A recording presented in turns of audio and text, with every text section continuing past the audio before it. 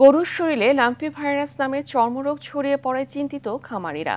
গেল ১.৫ মাসে দিনাজপুরের হিলিতে রোগটিতে ৩০টি গরু মারা গেছে। লাম্পির প্রকোপ বাড়ায় দুশ্চিন্তায় ব্রাহ্মণবাড়িয়ার কসবার খামারিরাও। ভাইরাসটি প্রতিরোধে ব্যবস্থা নেওয়া হচ্ছে বলে জানিয়েছে প্রাণী সম্পদ কর্মকর্তারা। আরও থাকছে আব্দুল হামিদের প্রতিবেদনে। উত্তরের জেলা দিনাজপুরের হিলিতে গরুর খামারগুলোতে বাড়ছে চর্মরোগ লাম্পির প্রাদুর্ভাব। রোগটির পুরো নাম লাম্পি স্কিন ডিজিজ বা এলএসডি। এটি মশামাছি বাহিত রোগ। আক্রান্ত হওয়ার পর গরু দুর্বল হয়ে পড়ে, শরীরে গুটি বের হয়ে পচন ধরতে শুরু করে। এরই মধ্যে উপজেলার ৫ শতাধিক গবাদি পশু এই ভাইরাসে আক্রান্ত হয়েছে। রোগটি ছোঁয়াচে হওয়ায় আতঙ্কে রয়েছে খামারিরা। জ্বর আসে, খায় না, হাত চলাফেরা অসুবিধা হয় গরু। প্রায় ১ মাস লাগছে ভালো হতে, ১০,০০০ টাকা খরচ।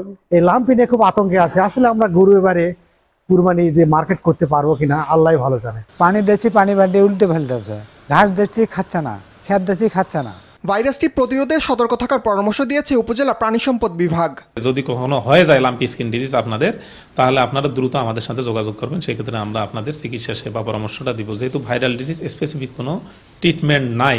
ব্রাহ্মণবাড়িয়ার কসবা উপজেলায় ভাইরাসজনিত রোগটির কারণে চরম দুশ্চিন্তায় খামারিরা। তারা বলছে টিকাদান সহ চিকিৎসা সেবা দ্রুত না বাড়ালে ঈদের বাজারে বড় ধরনের ক্ষতির মুখে পড়বে তারা। ২-৩ জন ধরে বসাইলে উঠতেও পারে না, আর উঠলে দাঁড়ায় বসতে পারে না, নিজের ইচ্ছাতে কোনো কিছু করতে পারে না। ঠসার মতন পয়রা চামড়াগুলো উঠে গেছে।